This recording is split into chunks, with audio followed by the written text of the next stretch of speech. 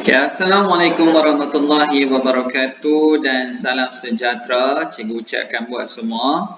Okay, selamat kembali ke kelas Cikgu Azhar untuk subjek Sains tahun 3. Baik, so untuk kelas minggu yang lalu kita dah belajar, sebenarnya kita dah belajar tentang isi padu. Tetapi hari ini cikgu nak fokuskan untuk kita tengok semula bagi tajuk ataupun bagi subtopik mengukur isi padu cecair. Okey, iaitu kita tengok dekat sini. Tengok dalam situasi ini. Lim, Langgi dan Aisyah membeli susu kotak. Mereka ingin mengetahui sama ada isi padu susu kotak tersebut sama seperti yang dilabelkan ataupun tidak. Okay, kita tengok. Alright, so kita tengok yang sebelah kiri ni dia cakap apa. Isi padu susu kotak ini ialah 200 ml. Lepas tu yang kedua dia kata, adakah isi padunya tepat 200 ml? Sebab tadi dia baca dekat sini je, dia baca dekat kotak. So dia tanya, yang kedua ni tanya, betul ke, tepat ke 200 ml yang tertulis dekat dalam kotak tu? So yang ketiga pun cakap, yang perempuan ni dia cakap, jom mari kita mengukurnya. So mereka nak ukur sama ada betul ataupun tidak air dalam kotak tu 200 ml. Jadi apa situasi yang seterusnya berlaku? Okey, yang pertama ini cakap, apakah alat yang sesuai untuk mengukur isi padu cecair? Dia tanya. Kemudian yang perempuan ini, budak perempuan ini kata, isi padu cecair boleh diukur menggunakan silinder penyukat atau bika. So this is the thing. Okay, kita tengok. Okay, ada dua alat. Yang ini kita panggil, okay, sekejap. Okay, yang ini kita panggil Allah besarnya. Sekejap ya. Cikgu kena padam. Sebab dia terlalu besar. Sekejap.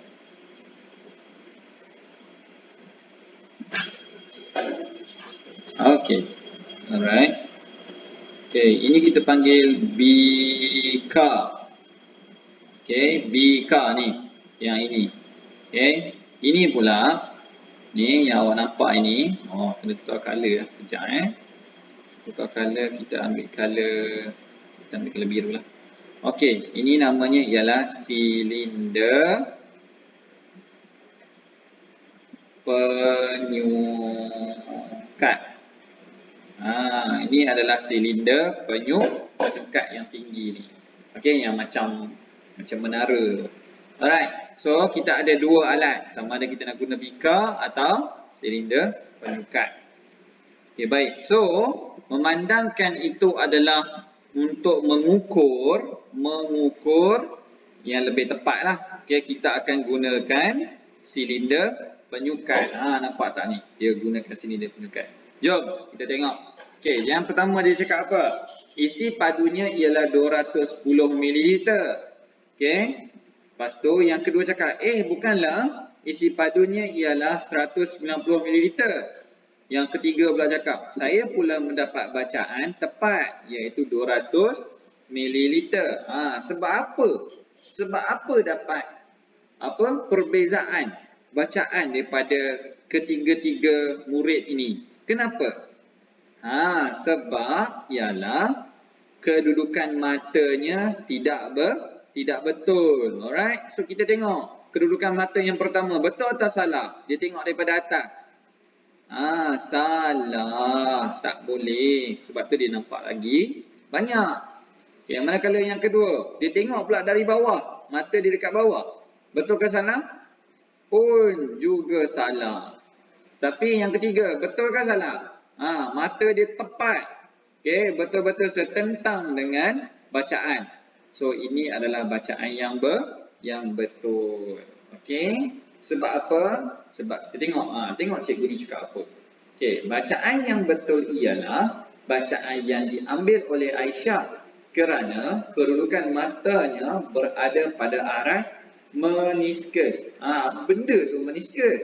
Jom kita tengok. Meniskus ialah permukaan cecair di dalam sesuatu bekas yang kelihatan berkeluk. Nampak tak ni? Kalau kita zoom, ni. Ini adalah meniscus. Tu nampak tak dia berkeluk macam tu. Dia senang cerita macam ni lah. Kan? So, yang ini kita panggil dia meniscus. Inilah yang kita panggil dia meniscus. Tu. Dekat tank situ. Kecil tu. Itu yang kita panggil sebagai meniscus. So, mata awak mesti ngam-ngam ada dekat meniscus tu.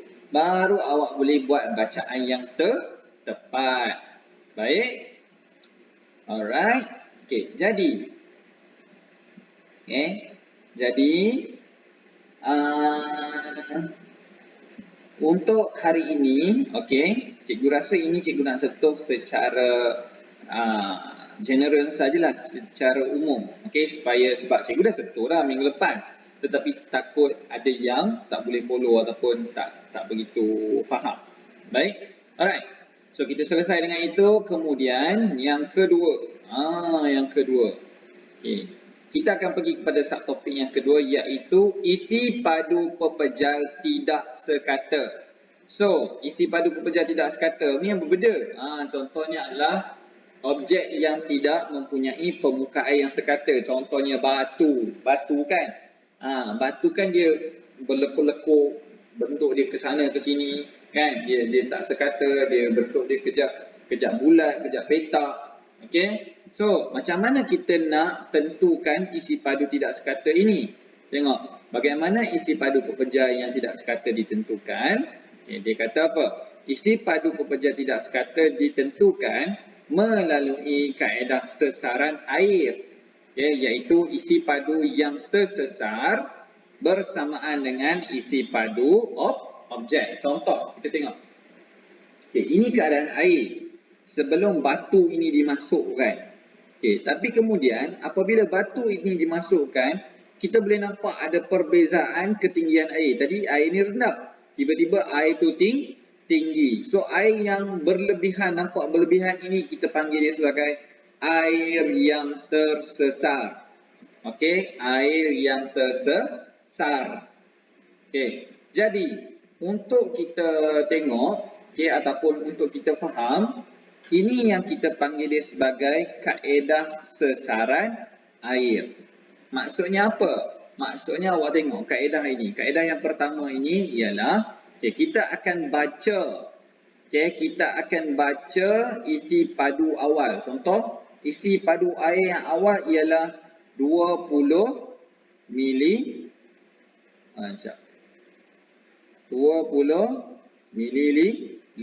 Sekejap kalau terlalu ni takut kamu tak nampak. Kita tengok kat sini. 20 mililiter air. Rendah je kan? Isi padu awal sebelum ada apa-apa benda masuk. Tapi kemudian apabila kita masukkan batu, apa yang berlaku ialah air itu meningkat. Tadi dia dekat sini. Betul? Tiba-tiba bila kita letak batu, air itu jadi tinggi. Iaitu sebanyak mana?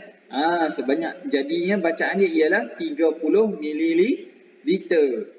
Dah meningkat. Tadi 20, sekarang 30 pula. Jadi apa yang kita boleh katakan, kita nak kira sebenarnya berapa isi padu batu tu. Kita akan buat apa? Kita akan ambil bacaan isi padu akhir, iaitu 30 ini, 30 mililiter ini. Kemudian kita akan tolak dengan bacaan isi padu awal. Ini isi padu awal, 20 mililiter. So, sinilah. Ni yang akhir tadi, 30 mililiter. Tolak 20. Jadi berapa? Jadi 10 mililiter. So, 10 mililiter itulah merujuk kepada isi padu batu. Sebab 10 mililiter tu adalah kita kira air yang tersesar. So air yang tersesar itulah merujuk kepada isi padu batu yang masuk dalam ni tadi. So isi padu batu ini ialah 10 mililiter. Sebab kita tengok bacaan akhir kita tolak dengan bacaan isi padu awal. So kita dapatlah perbezaannya. So perbezaan itulah merujuk pada isi padu batu. Okey, kaedah yang kedua juga ada juga. Okey, contohnya kita ada tin ni. Ni tin yang special sikit. Kita panggil tin Eureka. Okey, tin Eureka ini kita letak air, nampak tak? Kita letak air dalam ni.